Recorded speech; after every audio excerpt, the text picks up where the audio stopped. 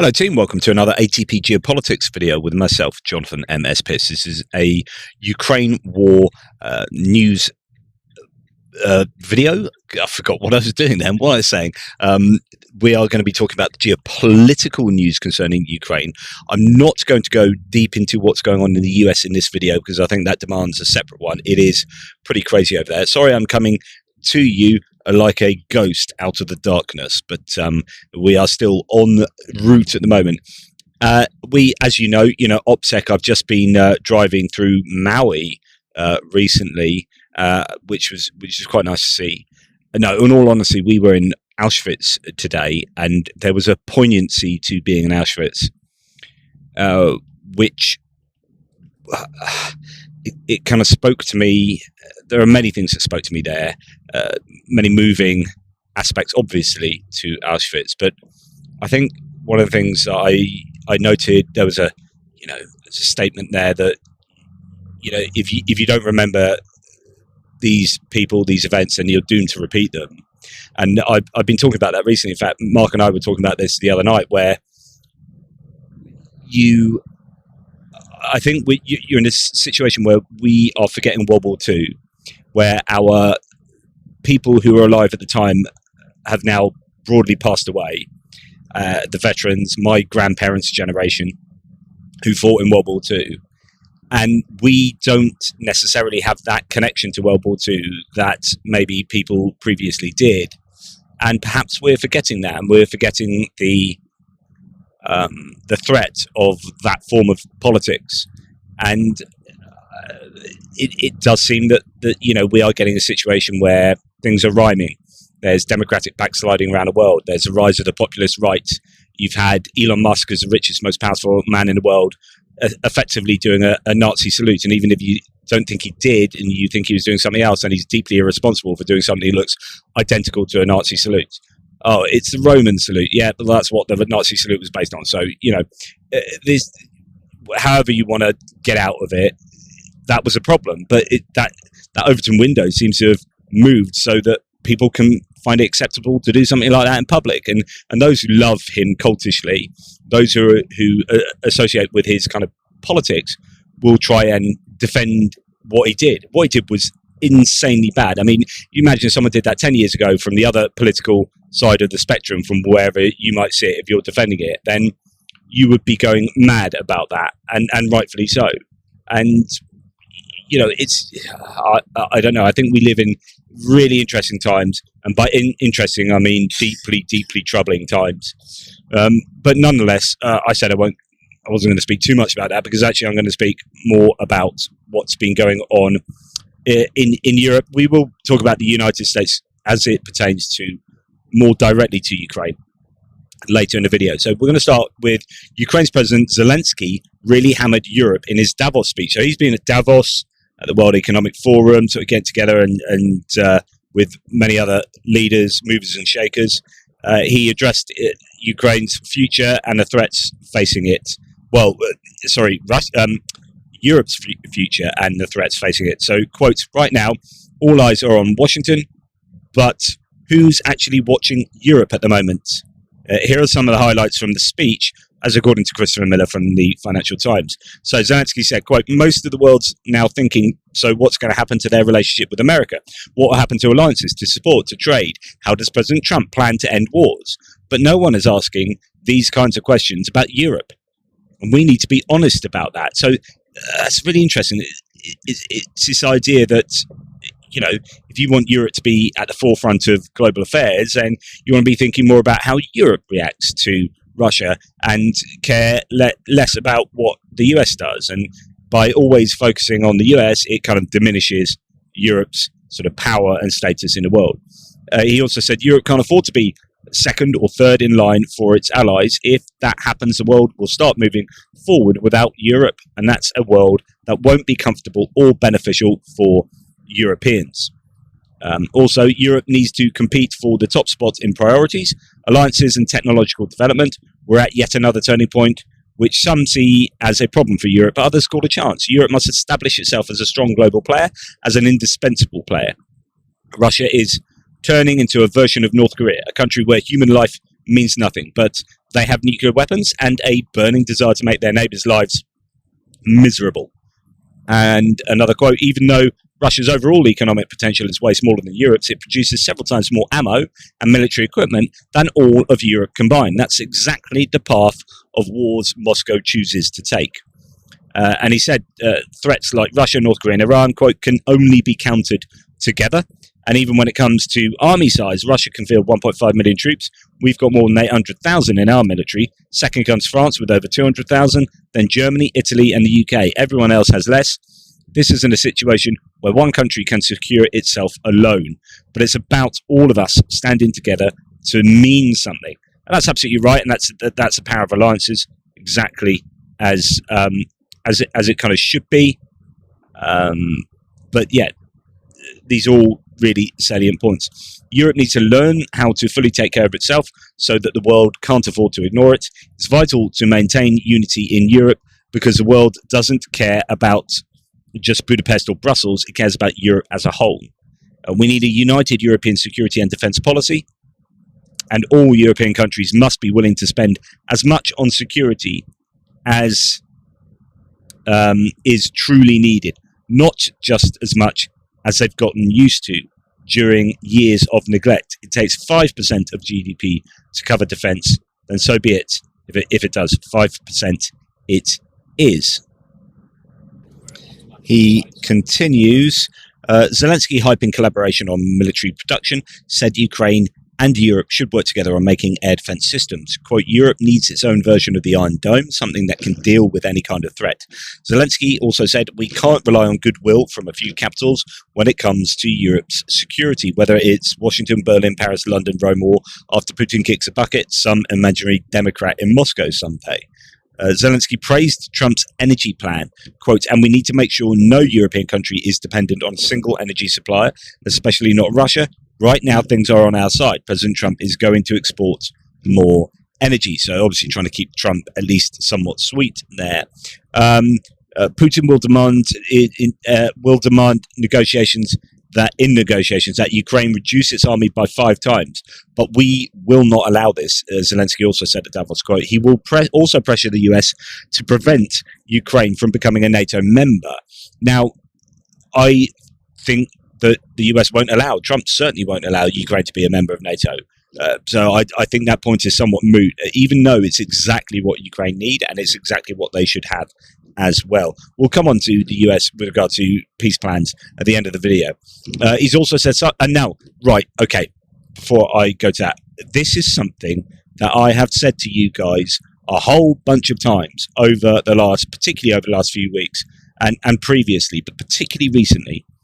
I maintain that Trump is not very knowledgeable, right? And we know this because of his comments, or it's at least validated by his comments on Spain today, saying that they're in BRICS. So they're in BRICS, and then talking about how BRICS nations are going to be tariffed 100% for not spending 5% of their GDP on defence, even though there are no countries in NATO presently who are also in BRICS. I know Turkey has applied, but anyway, Trump didn't seem to know any of this.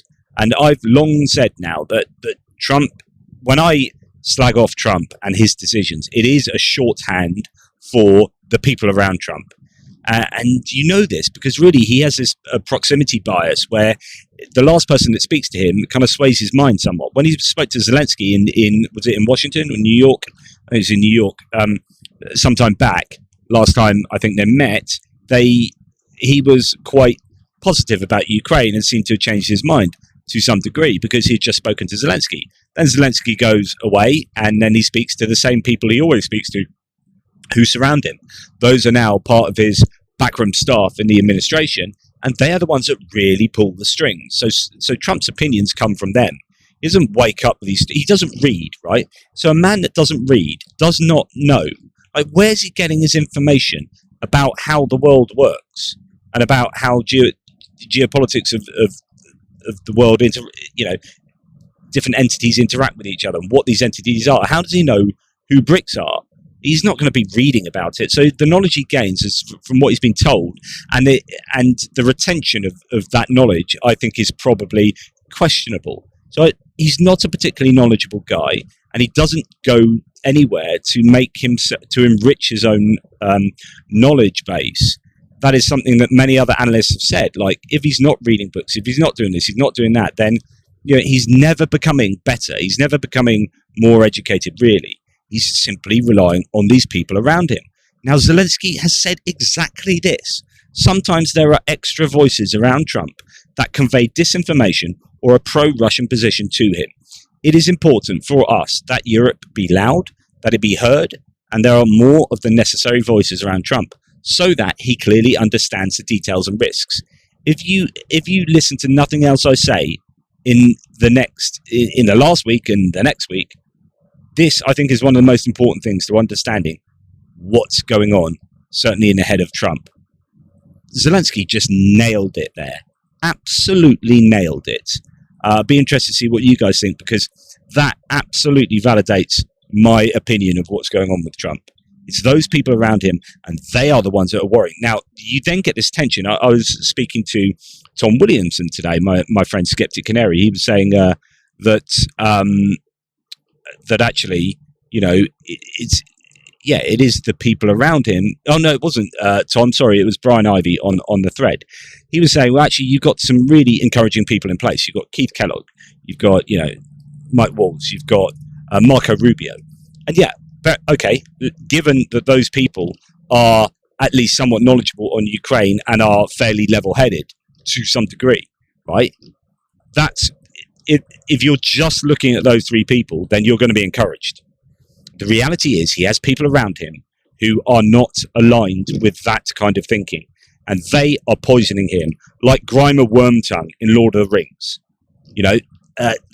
with King Theoden, whispering in Trump's ear and poisoning him so that he has a really, really poor understanding, and often a completely wrong understanding of what's going on, that he is basically given propaganda time and time again. Now, Polish president has also turned up, Andrzej Duda, at the Ukraine House Davos in Switzerland, where he was welcomed by the Ukrainian delegation led by Yulia Sviridenko.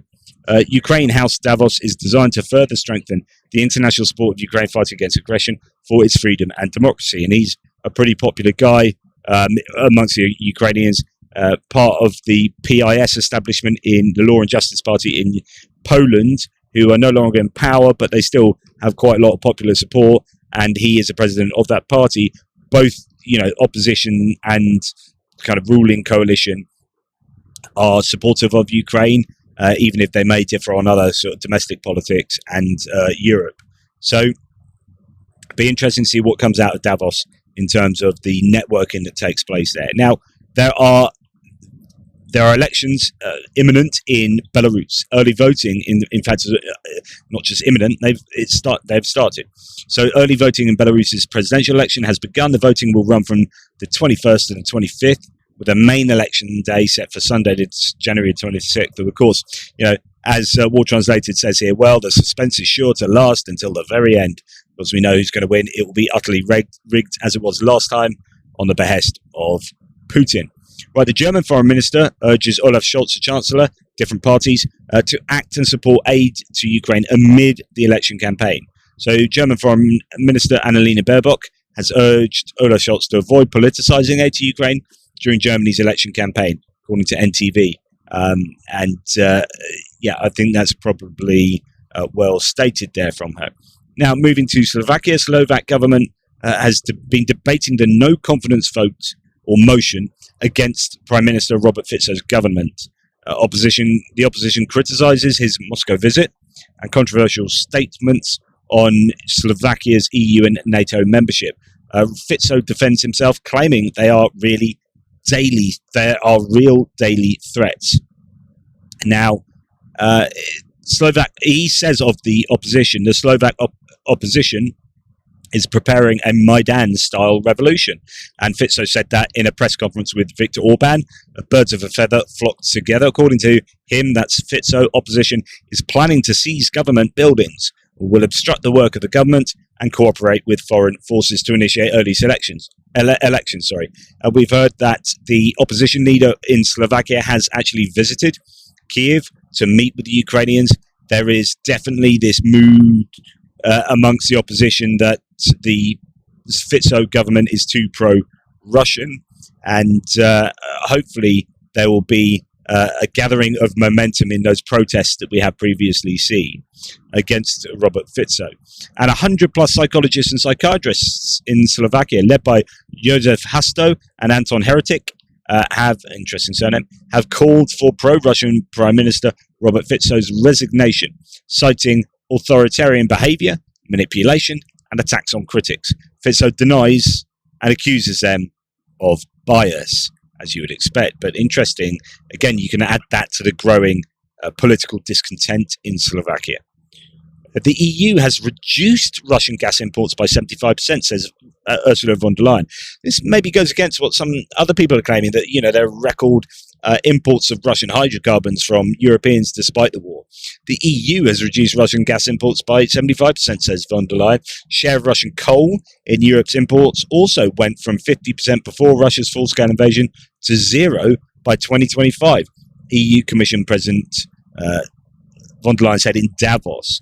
So I don't know whether that's, I don't know why there is this difference of opinion regarding the import of Russian hydrocarbons, but she seems to be thinking that Europe has done a tremendous job in cutting that down. Now, Chinese imports of Russian coal reportedly have been dropping due to sanctions, and they've been decreasing coal imports from Russia to China, despite a steady growth in domestic demand. So China is demanding more coal, but actually dropping the imports from Russia. And I wonder whether that's secondary sanctions really biting in China.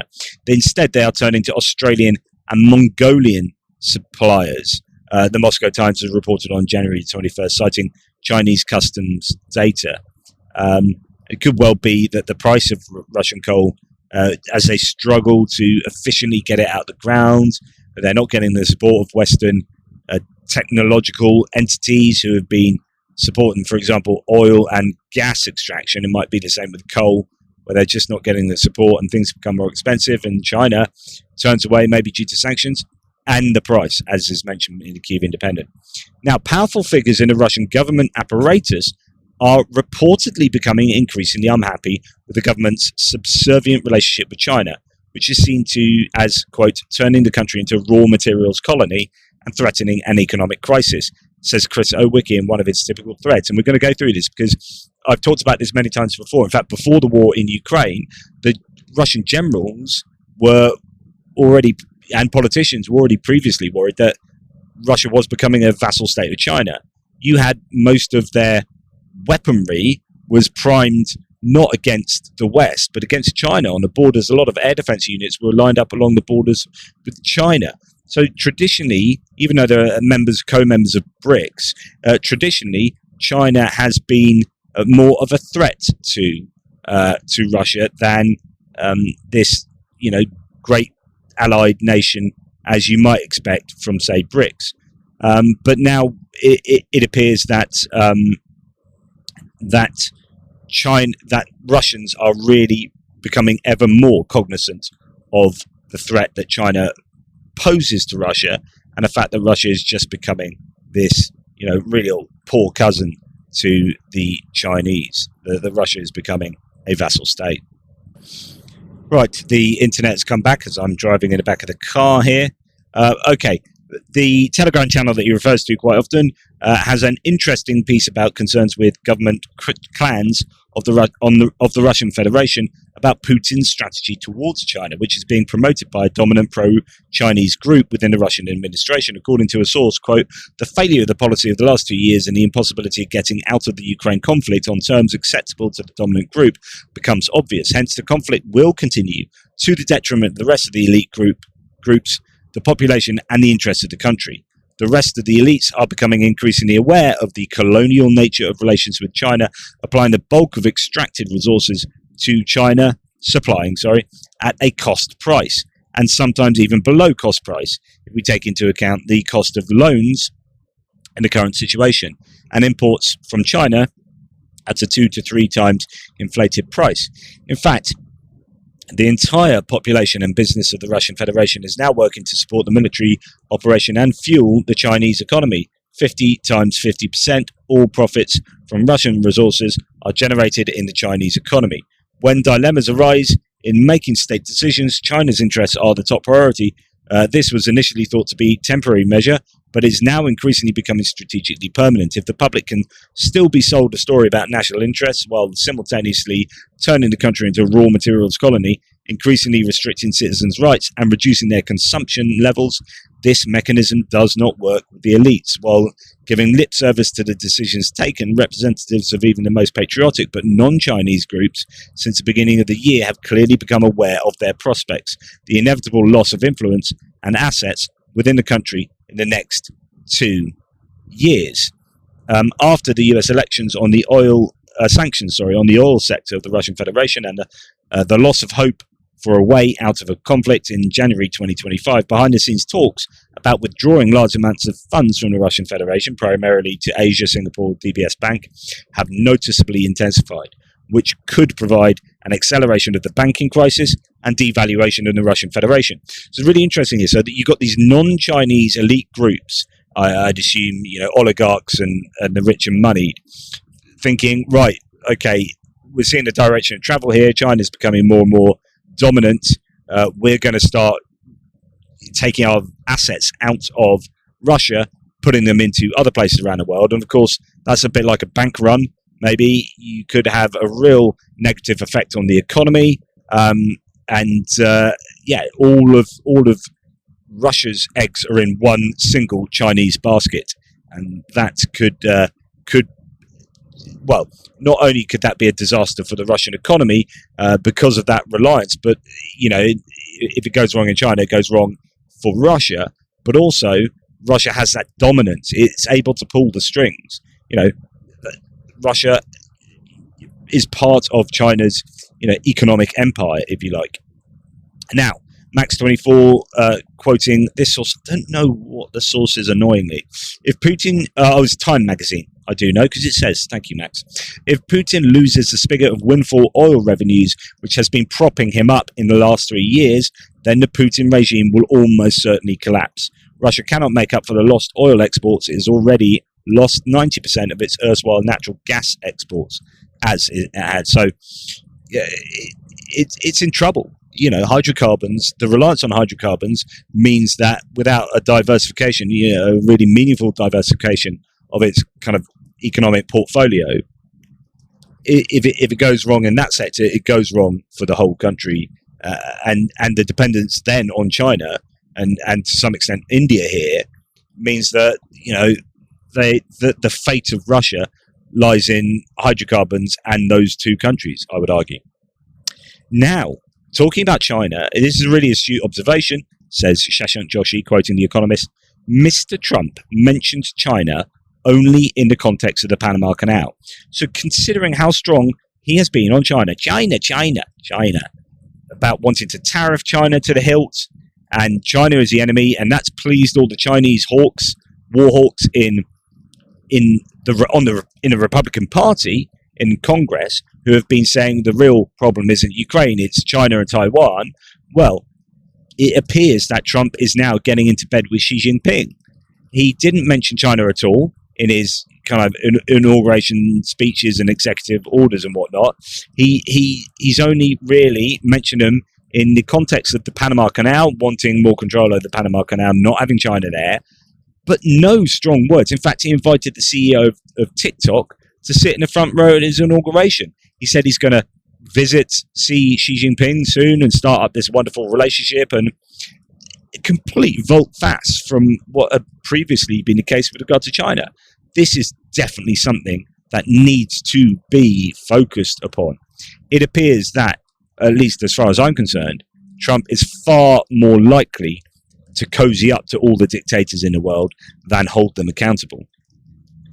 This is from Reuters. Again, Joshi picking this out from a Reuters article. Donald Trump unexpectedly held off tariffs on China.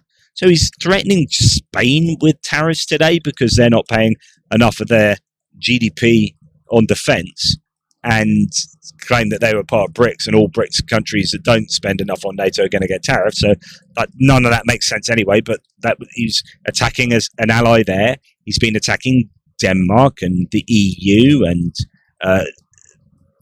Canada and Mexico, and holding off on China. In fact, he didn't even mention tariffs on China on his first day back in the White House, did not single out China as a threat, raising the prospect of a rapprochement as both sides look to gain from each other rather than rain harm on an adversary.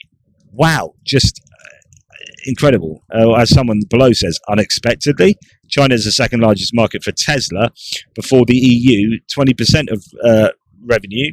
Gigafactory Shanghai is the largest Tesla gigafactory, and he is building, that's Elon Musk, massive battery factory in China as well. Writing analysis based on incentives are not what it said in the way is the way forward. I mean, it's interesting. I mean, that's just a random commenter there, but you know, Elon Musk never says anything bad about China because his entire business depends on it, both SpaceX and Tesla.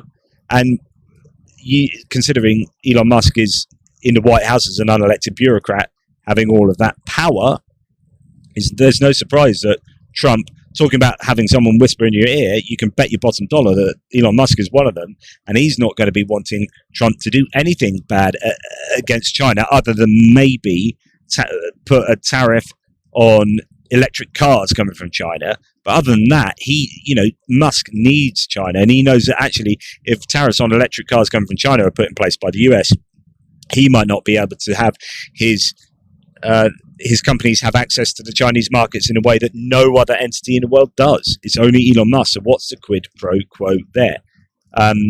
Really, really worrying. Okay, the next one is, my internet's gone a bit funky again. We want the war in Ukraine to end, says Marco Rubio.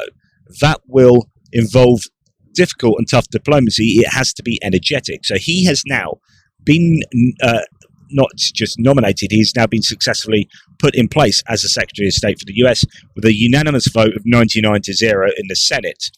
That is good news for Rubio, sort of good news for the US in general, because of all the potentials that Trump could put in place, considering all the wingnuts he's chosen elsewhere.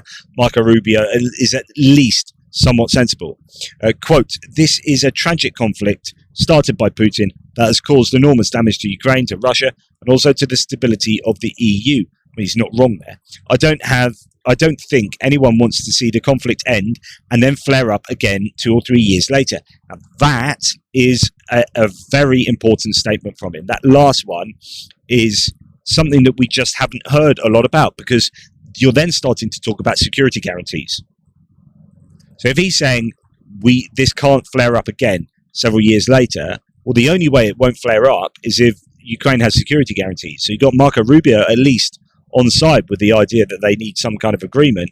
Now, if it's not NATO, then the US would have to do bilateral agreements unless they're going to force Europe to be the guarantors of Ukraine's security, which would be interesting, and I can imagine that's exactly what they'll try to do. Now, some people have been very, very concerned about Trump and Ukraine. Phillips O'Brien said Trump's first day was even worse than expected when it came to Ukraine and China. I put together this piece, which is for free for everyone. He actually referred to aid for Ukraine as a national betrayal, and no one seems to realize it. US aid to Ukraine is now dead, and the order overturning the TikTok law right after it was declared legal in a 9-0 Supreme Court ruling is Trump declaring that he sits above the Constitution. What happens in the next few days will determine whether the USA even wants to save itself. As of now, the USA is no longer a material supporter of Ukraine. The US is neutral in the war between Russia and Ukraine. Face facts. Now, not everyone agrees with his analysis of the language. I was talking to Mark this morning about this, where he's saying actually there is a bit of wiggle room, as my friend, and this is what Tom Williamson really did, is when I was speaking to him, said the same. But I think if you're using some inference here, I think you can easily build a case that Phillips O'Brien is it's plausible and most probable that this, or at least somewhat probable that Trump isn't really going to be very good for Ukraine. So let's just read the pertinent part here. So Trump's inaugural speech, says O'Brien, was ominous for Ukraine in a way people have not yet seemed to grasp. While Trump did not mention Ukraine by name, he made a pointed attack on the Biden administration's policy of providing equipment and financial aid to Ukraine. Actually, twice. People have missed the second one. The first case was pretty obvious. Here is a quote from Trump here. "We have a government that has given unlimited funding to the defense of foreign borders, but refuses to defend American borders or, more importantly, its own people." So if we ignore the fact there's not been unlimited funding, that's just rhetoric for what he sees as a lot of funding. This is the idea that the US should have been spending money on its own borders and not Ukraine. So whatever you think about his wiggle room here, he's definitely evaluating that Ukraine aid is not that significant, that more money should have been spent on immigration across the southern border than on Ukraine. Now, he then goes on to say, Phillips O'Brien, that has to be Ukraine, as there are no other country that Biden has supported, even if the unlimited line is a lie and profoundly stupid. To reinforce this point, Trump actually referred to this a few lines later, when he specifically claimed that his election was a repudiation of policies such as Biden's support for Ukraine, which he went further and called a betrayal. It was striking. This is Trump's second excerpt here. Quote, "My recent election is a mandate to completely and totally reverse a horrible betrayal and all of these many betrayals that have taken place, and to give the people back their faith, their wealth, their democracy, and indeed their freedom." So you might say that, well, he's not necessarily saying that Ukraine aid was a betrayal of the American people. But of course, you put that together with saying, well, actually, we should have spent more money on the southern border than Ukraine, then, that makes sense to be a betrayal. But this is where it gets interesting. So the Associated Press has then come out and said, because lots of people are going mental about this, the order signed by Trump. So what else has happened on top of that speech is that Trump has signed an executive order to pause for 90 days any foreign aid. Basically, and people are like, oh, right, this is his way of stopping aid going to Ukraine. But then other people have been saying, well, actually, it doesn't necessarily stop the Presidential Drawdown Authority that's remaining, $2.8 billion, that might still be able to get through, so on and so forth. Well, actually, the Associated Press seems to have been doing some digging about this, and the order signed by Trump to stop international aid for 90 days does not apply to military aid to Ukraine. As for Ukraine, military aid is provided under the PDA, USAI, and FMF. So that's the Presidential Drawdown Authority. The US, so PDA is taken from the stockpiles of the US. USAI is ordering from US military industrial complex, and FMF programs, which is foreign military funding. It's another way of funding foreign military affairs, which are not affected by the order. So I'm unsure as to what is affected by the order. I mean, it seems a rather bizarre thing to make a song and dance of if it's not going to include Ukraine, because really there isn't much else to really have a whinge about. So, yeah, I don't know. Maybe some more clarity on that will be forthcoming. Right. Then we hear this. This is another fascinating. There's so many fascinating nuggets coming out today. So secret negotiations between representatives of Donald Trump and Vladimir Putin reportedly failed in December 2024 due to unacceptable conditions from the American side, with China said to be playing a role as a spoiler to obtain economic advantage for itself. And this is why we have seen the rhetoric change from one day, I'll get this sorted out in one day, even before the inauguration. That failed. And he knew he wasn't going to do that because they had tried, but you can't solve this in a day. And guess what? China aren't just going to do what you suggest they should do. Sorry, Russia aren't going to do what you suggest they should do straight away. Right? This is going to be a long and complex set of negotiations. But Trump seemed to think he could walk in and force a hand of both because he's got this idea that he's superhuman. It doesn't work like that. So again, the VCHK OGPU Telegram channel reports that talks took place between Trump and Putin, says Chris Owicki, representatives late last year, despite denials from the Russian side when the news was leaked. However, the negotiations proved unsuccessful, according to a source. Quote, back in the early days of the special military operation, an informal working group on the situation in the economy and finance was organized under the first person in the country, i.e. Putin, from sensible but completely loyal and dependent on the existing regime people. Oreshkin, Siluanov, Nebulina, Kovalchuk, Kostin, and a number of other little-known names. Each member of the group by itself has considerable weight and huge resources in the system, and has subgroups of its employees in various profiles.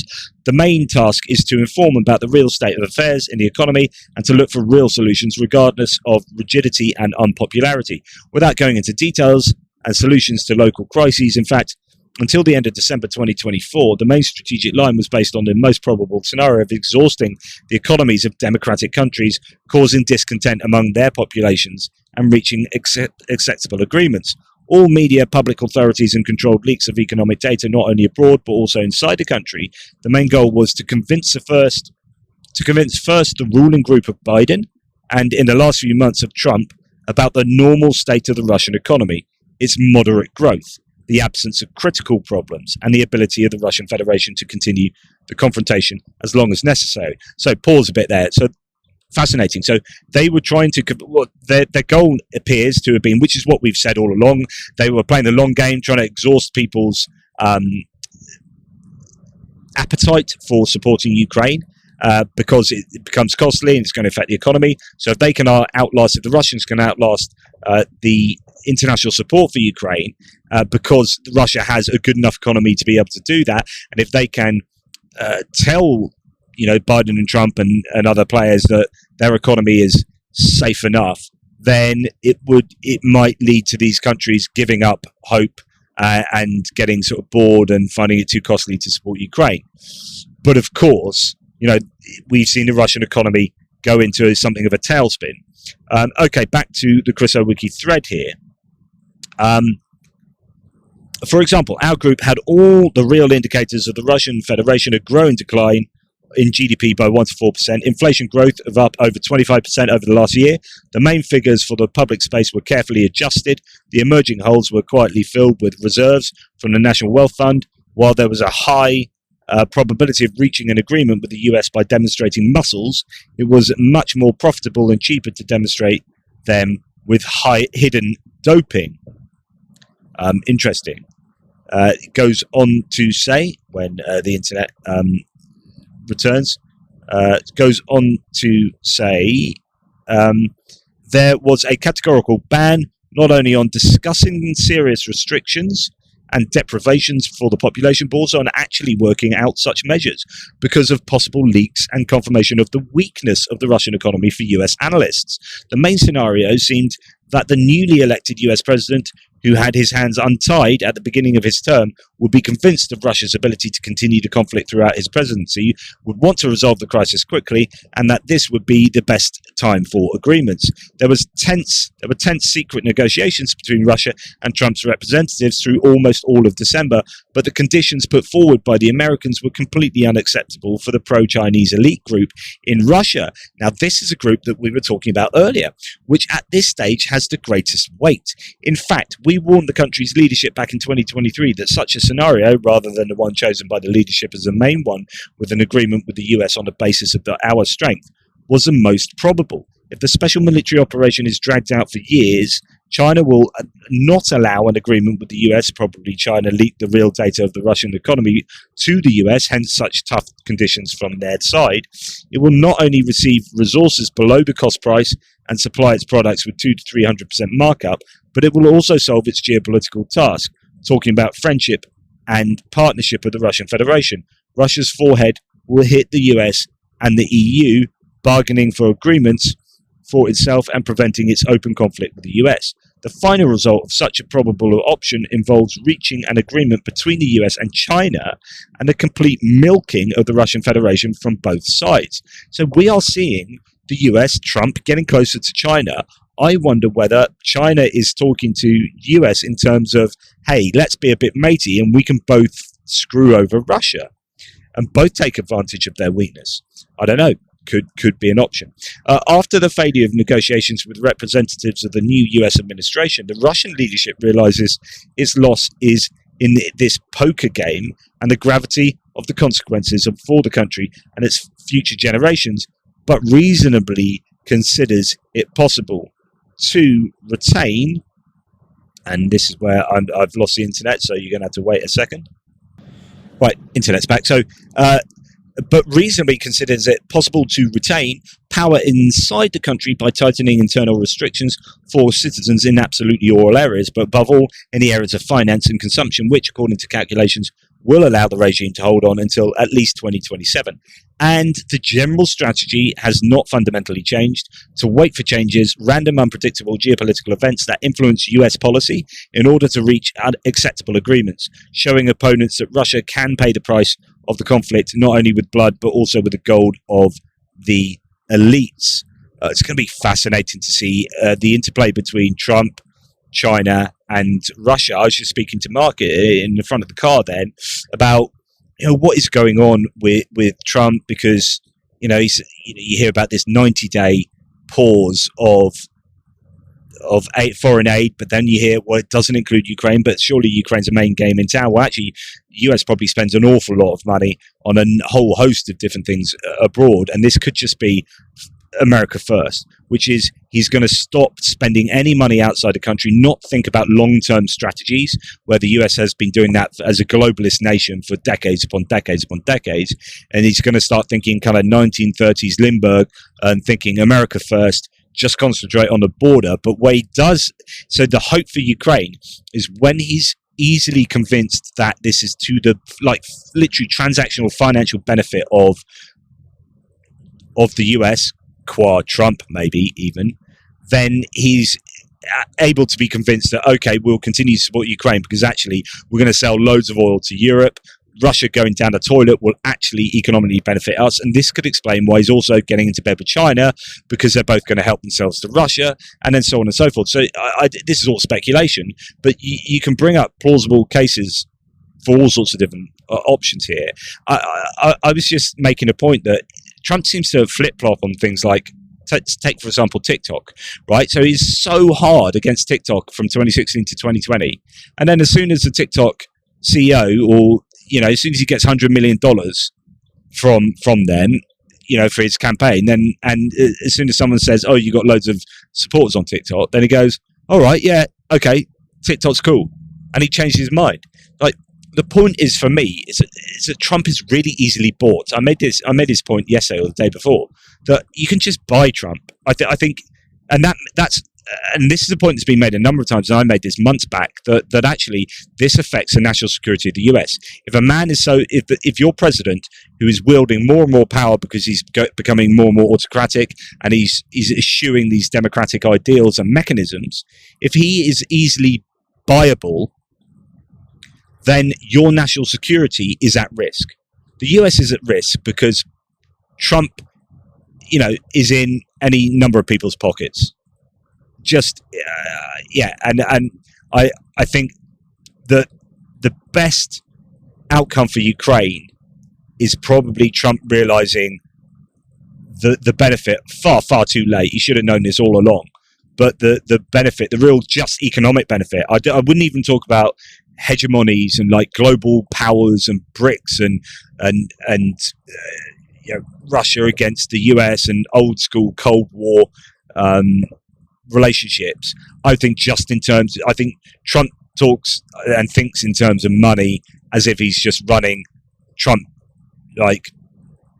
Towers or whatever, one of his Trump entities. Just like, if we can make a bit more cash for the US, then we'll do it. And if Ukraine can make the US cash, then he will support Ukraine as long as it's kind of like prima facie, really obviously financially beneficial to do so. Trump has also said Putin is destroying Russia by not making a deal. Notice how he never criticizes Putin. Like, it's not that Putin's a bad person or Putin's a murderous dictator. It's like Putin is destroying Russia by not making a deal. So the kind of sort of criticism here of Putin is that he's not doing what the US wants. So this goes back to that secret negotiation failing in December. And once you understand that secret negotiation failed, you understand why he's saying this. That because he didn't do what Trump wanted him to do, he's destroying Russia. Putin is bad only because he didn't do exactly what I wanted him to at a particular point in time. He's not bad because he's murdered huge numbers of Ukrainian people. He's not bad because he's been responsible for all sorts of war crimes. He's not bad for being responsible for throwing missiles into buildings in Kharkiv. He's bad because Trump wanted him to do something and he didn't do what he wanted him to do. So Kyiv Independent says US President Trump believes the Russian President Putin is destroying Russia by failing to reach a peace deal on Ukraine. Trump told reporters at the White House yesterday. And we hear from RBC Ukraine that Trump's peace plan, and they cite some sources on this, includes saying no to Ukraine's membership of NATO, which is what I said earlier. And this is a problem, is that they absolutely either need NATO membership or something that's functionally equivalent as a security guarantee, and Marco Rubio appears to be cognizant of this, but Trump, I don't think, will allow them to join NATO. So this is the US position. This issue will be removed from the agenda and put in a drawer, but not thrown in the trash. In other words, you can join NATO in 20 years, but not now. And then freezing of hostilities along the line that will de facto be formed on the battlefield at that time. In other words, wherever the Russians are now, you freeze the battlefields. In other words, the Russians are going... the US position here is basically the Russians are justified in invading because they'll get given that land. You'll freeze the front lines, and Russia get to keep all of the occupied territories. I think it's an absolute shocker.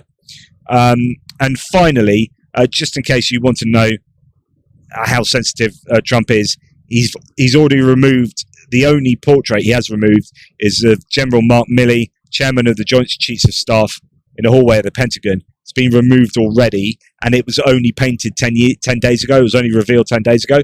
Put up there. Interestingly, in that picture, there's a folder to the left of Milley, as you look at the painting, that has Ukraine written on it. So in that painting, there's a real reference to Ukraine, and that painting's now been removed. Obviously, there's a lot of bad blood between Mark Milley and Trump, but it just shows how petty and vindictive Trump is. He's such a child. Anyway, that's enough from me on the geopolitics front. Hopefully that was of use. Sorry if there are any issues with the internet and you can't see my face. That's almost certainly a good thing. And apologies for any noise, although these headphones seem to do a pretty good job of cutting it all out. We are still traveling, as we have been pretty much all day, apart from that trip to Auschwitz, which was incredibly moving and well worth going to see. We couldn't spend nearly long enough there. It was a bit of a whistle-stop tour around Auschwitz 1, but really, really glad I have done that, because I don't know that I ever would have had the opportunity to have done that again in my life, with my kind of ailments. And actually, it's the first time I've ever been in a wheelchair, as Benny and others pushed me around. So that was quite humbling to think that, my mobility is not as good as I'd like it to be. But I definitely needed it, because my goodness, even getting up and walking around the buildings and getting back in the wheelchair and whatnot, I was struggling. So it's been nice to sit in the back of the car and get driven around today. So anyway, take care. I'll speak to you soon.